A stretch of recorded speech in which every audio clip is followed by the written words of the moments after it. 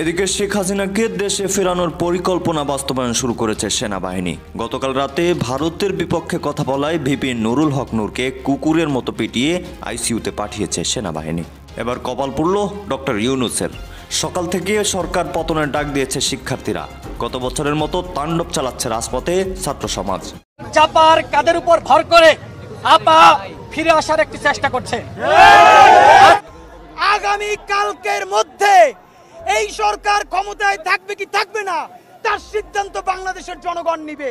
জুলাইয়ের শক্তিরা যদি আজকে প্রকাশ্য দিবালোকে তাদেরকে এরকম পেটানো যায়, তাহলে আওয়ামী লীগ ক্ষমতায় নাই এইটা আপনাকে কে বললো? কি বলছে মারার সময়? বলেছে মানে জুলাই নিয়ে কটূক্তি করেছে মারার সময়। মানে শব্দটা আমি কিভাবে বলি, জুলাই নাকি ভরে দিবে। দর্শক, জুলাইকে ভরে দেব মানে কি আপনারা বুঝতে পারছেন? মানে এই জুলাই যোদ্ধাদের উপরে সেনাবাহিনী পুলিশের এতটা ক্ষোভ যে জুলাইকে জায়গা মতো দিয়ে ভরে দেওয়ার ঘোষণা দিয়েছে। দর্শক, রাতে রীতিমতো নুরুল হক নূরকে সহ প্রায় শতাধিক নেতা কর্মীদের আইসিইউতে পাঠিয়েছে এই সেনাবাহিনী সদস্যরা।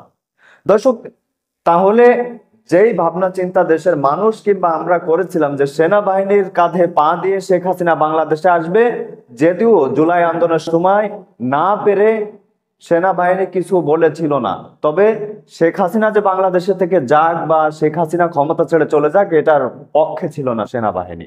তার জলজান্ত প্রমাণ আজকে রাতে ঘটে গেল। দর্শক, রীতিমতো সরকার পতনের ডাক দিয়ে আবারও মাঠে নামার ঘোষণা দিয়েছে শিক্ষার্থী সমাজ। ইনকিলাব মঞ্চের মুখপাত্র হাদি এই ঘোষণাটা দিয়ে দিয়েছে এবং ডক্টর ইউনূসও যে কোনো সময় শেখ হাসিনার মতো আউট হয়ে যেতে পারে। দর্শক, তার কথা বলাবো না, চলুন বিস্তারিত দেখে আসা যাক। আশা করি সঙ্গেই থাকবেন। আগামী কালকের মধ্যে এই সরকার ক্ষমতায় থাকবে কি থাকবে না তার সিদ্ধান্ত বাংলাদেশের জনগণ নিবে। জুলাইয়ের শক্তিরা যদি আজকে প্রকাশ্য দিবালোকে তাদেরকে এরকম পেটানো যায়, তাহলে আওয়ামী লীগ ক্ষমতায় নাই এইটা আপনাকে কে বললো? জুলাই আসলে তো আমরা হারাই ফেলছি, আমাদের কাছে তো জুলাই নাই। এর সর্বশেষ নিকৃষ্ট প্রমাণ আজকে রাতে আমরা যেটা দেখলাম, মানে আসলে বলবারই ভাষা নাই যে নুরুল হক নূর তো মানে যে কেউ না, মানে এর মানে যে কাউকেই এভাবে পেটানো যাবে এইটা কোনো কথা না। আমরা সবাই বারবার নুরুল হক নূরের ভিডিওটা দেখছি, কিন্তু এইখানের ইমার্জেন্সিতে ইসলামী ব্যাংক হসপিটাল কাকরাইলে অন্তত 50 জনের অধিক প্রচণ্ড অসুস্থতা নিয়ে ওখানে আছেন।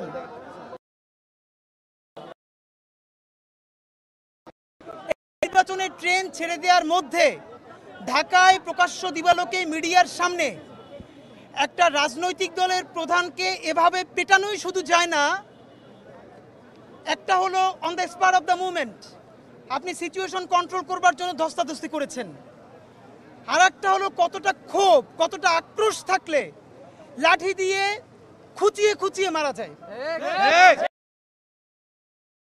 আছেন সাথে অনেকে প্রচন্ড অসুস্থতা নিয়ে আছেন। আমরা মনে করি আমাদের সবার রাজনৈতিক মতানৈক্য আছে, আমাদের অনেক ঝগড়াঝাটি আছে, কিন্তু বাংলাদেশের স্বাধীনতার সার্বভৌমত্বের প্রশ্নে আমরা পুরো বাংলাদেশ আওয়ামী ফ্যাসিবাদের বিরুদ্ধে ঐক্যবদ্ধ।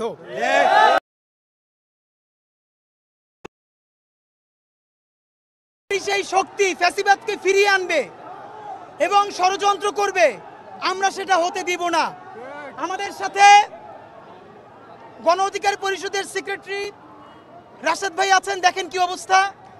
আমাদের বড় ভাই মঞ্জু ভাই উনি আছেন, আরো অনেকে কম সময়ের মধ্যে আসতে চেয়েছেন, কিন্তু আমরা আপনাদেরকে খুবই একটা কথা জানাতে চাই। গত 1 বছর ধরে বিভিন্ন ঘটনায় আমরা কখন ইনকিলাব মঞ্চ থেকে, কখনো এবি পার্টি থেকে, কখনো অধিকার পরিষদ থেকে বিচ্ছিন্নভাবে প্রচুর প্রোগ্রাম করবার চেষ্টা করেছি, কথা বলেছি, কিন্তু যেইভাবে সংঘবদ্ধভাবে জড়িত অনুরোধ করছি দিল্লির সেবাদাসের বিরুদ্ধে এবং আওয়ামী ফ্যাসিস্টদের বিরুদ্ধে বাংলাদেশের যত রাজনৈতিক দল এবং শক্তি আছেন, আজ রাতের মধ্যে সকলে নতুন করে ঐক্যবদ্ধ হন।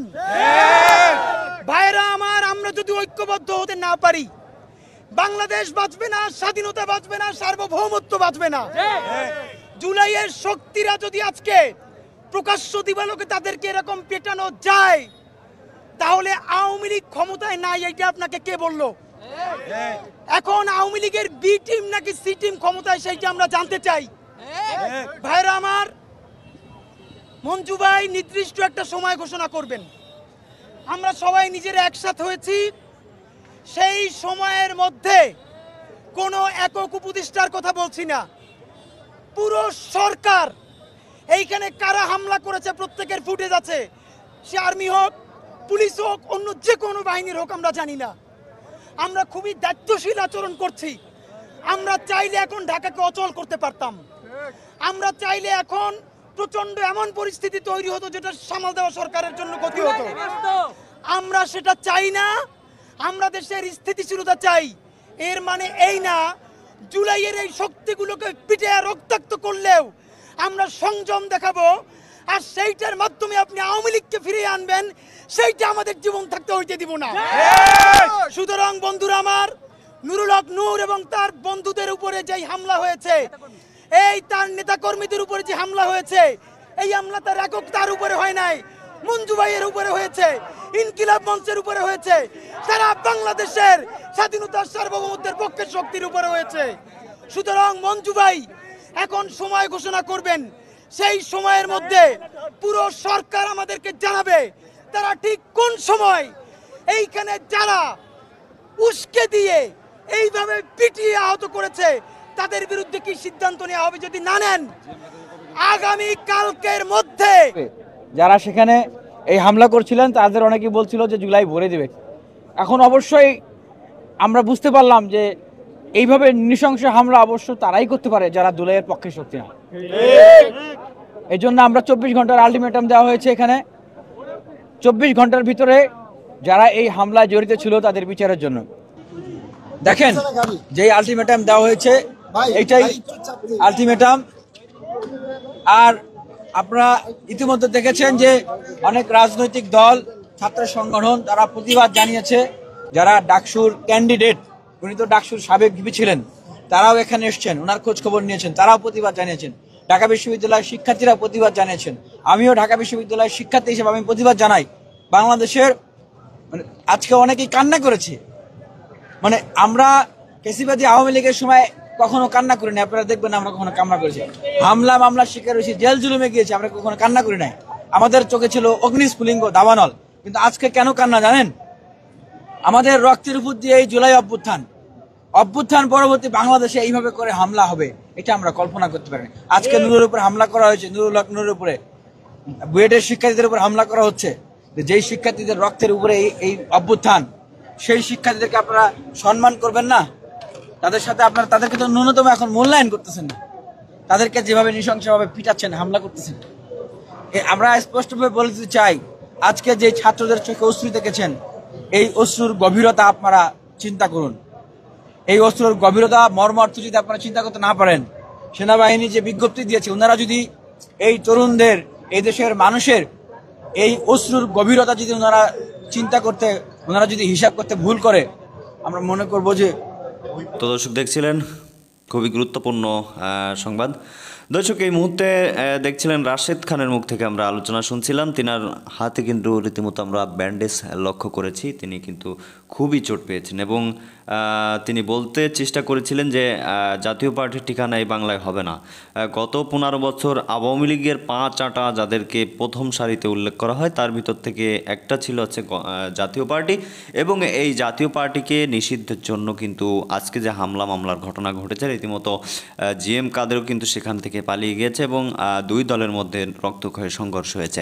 দর্শক সকালেও হয়তো বা ভয়াবহ কিছু ঘটতে পারে, কিংবা আজকে রাতের ভিতরেই জাতীয় পার্টির খেলা শেষ হয়ে যেতে পারে। দর্শক কথা বলাবো না, ভালো থাকুন, সুস্থ থাকুন, দেখা হচ্ছে খুব দ্রুত। আশা করি পরবর্তী আপডেট পেতে চ্যানেলটি সাবস্ক্রাইব করে রাখবেন। শুধু সাবস্ক্রাইব করলে হবে না, পাশে রাখা বেল আইকনটিও বাজিয়ে দিতে হবে। ধন্যবাদ এতক্ষণ সাথে থাকার জন্য।